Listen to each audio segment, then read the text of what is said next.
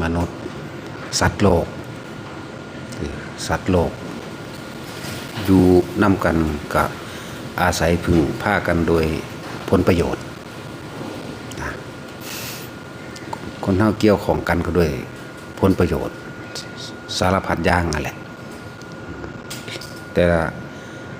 ละอันแต่ละอย่างแต่ละหน้าที่แต่ละการงานแต่ละทางเรียกว่ามนุษย์เป็นสัตว์สังคม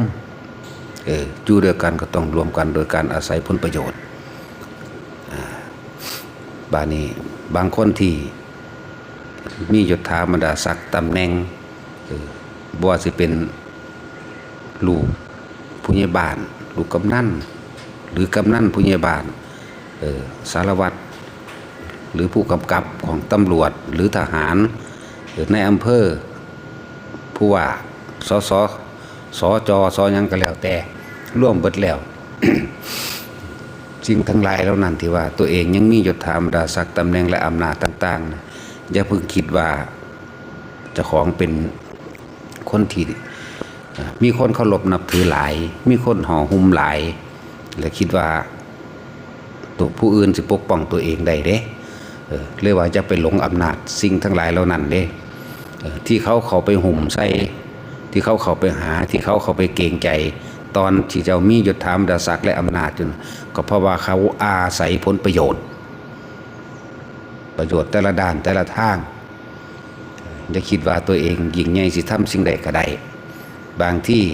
พวกข้าราชการทั้งหลายเหล่านั้นก็ถูกเป็นเครื่องมือใส่ในการทำลายบุคคลผู้ใดผู้หนึ่งหรือหน่วยงานอันใดอันหนึ่งนั่นแหละถ้าฝ่ายปกครองทั้งหลาย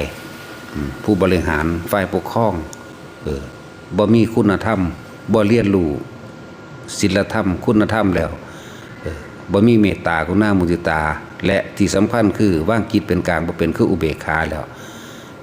ย่อมใส่อำนาจยศถาบรรดาศักดิ์ไปในทางที่ทำร้ายตนเองมาภายหลัง บ่แม่นเขายั่วแนวใดว่าแนวใดก็คิดว่าตัวของมีอำนาจหรือสิสั่งการนั่นนี่ได้อย่าลืมว่าเมื่อตัวเองหมดอำนาจเนี่ยหมดอำนาจคนที่เข้าไปอาศัยผลประโยชน์ทั้งหลายเหล่านั้นทิ่มเจ้าทิ่มกันนั่นแหละแต่ว่าบัดนี้บุคคลที่มียศถาบรรดาศักดิ์และอำนาจที่ให้ความเป็นธรรม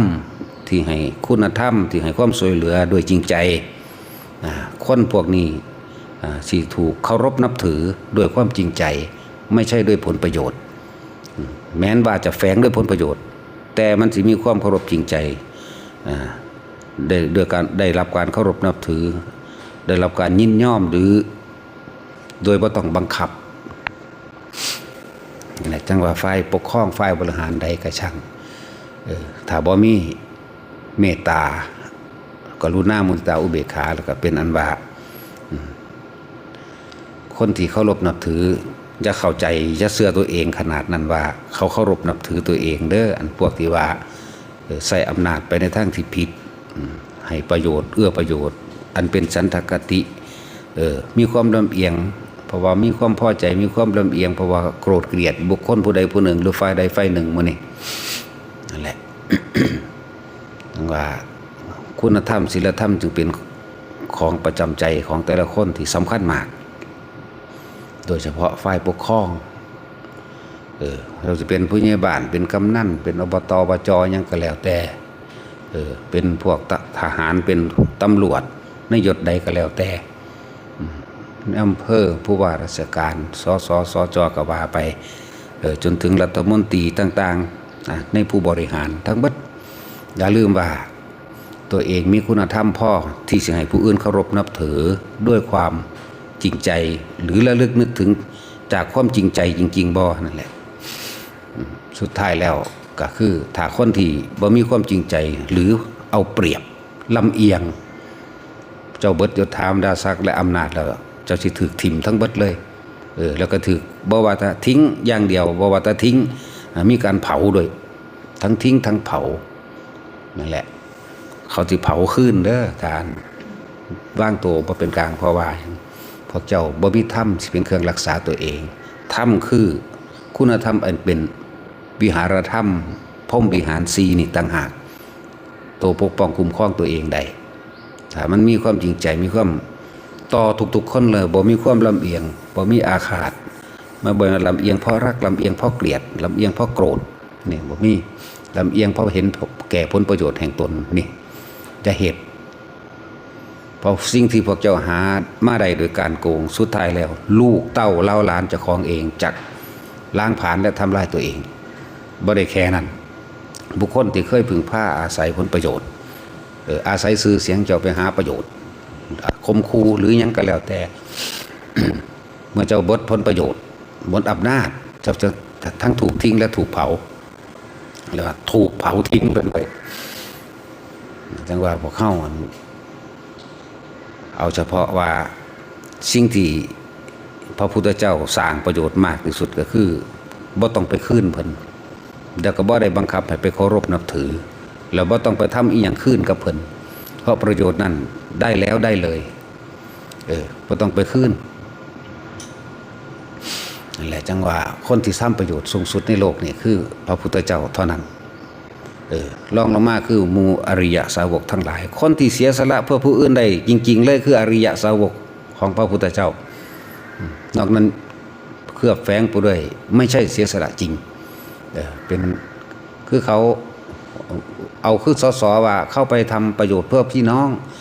เป็นตัวแทนเสียงเพื่อพี่น้องมันก็เข้าไปทำประโยชน์ตัวเองนั่นแหละและหมู่พวกพ้องของตัวเองนั่นแหละ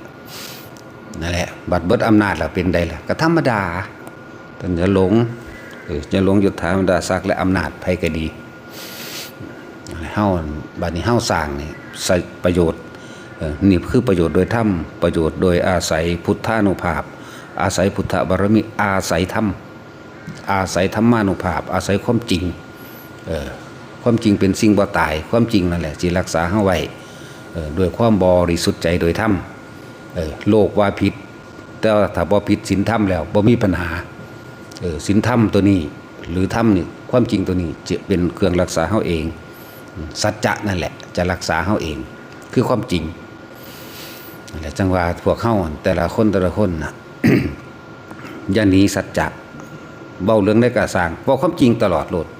มันจังบ่ได้ไปคิดคำใหม่มาตัวบ่ได้คิดคำใหม่เด้10 ปีแล้วก็เว้าคำเก่าอันเก่า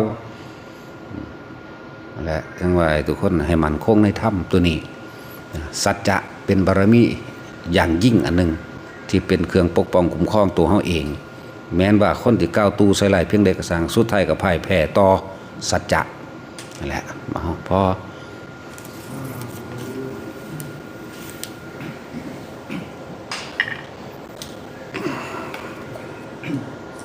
ยะถาวาริวะหาปุรา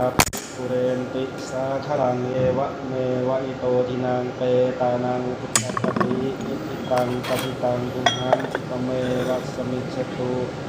สัพเพปุเรนตุสังกัปปาจันโทปันนาระโสยะถามณิโชติระโสยะถา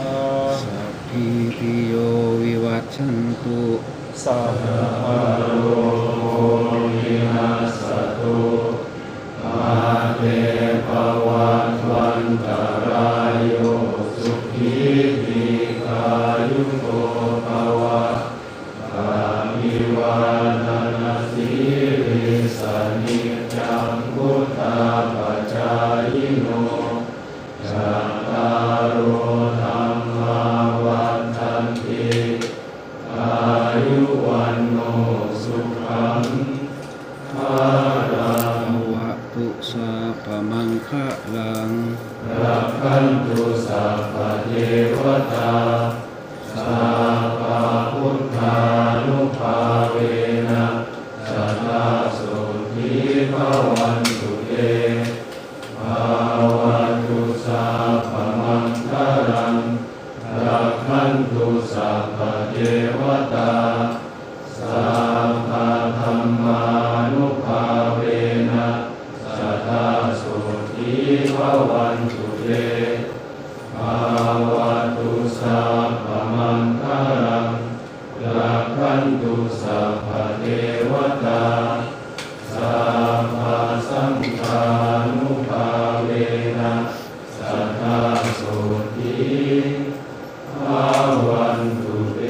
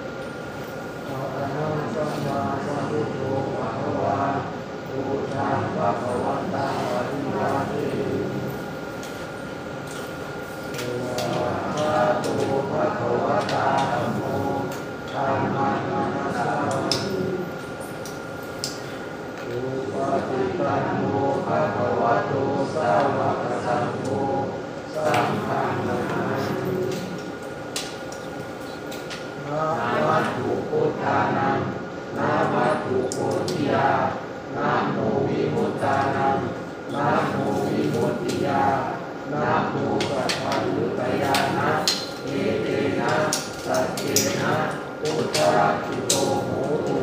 พุทธสังมังคลังโลเก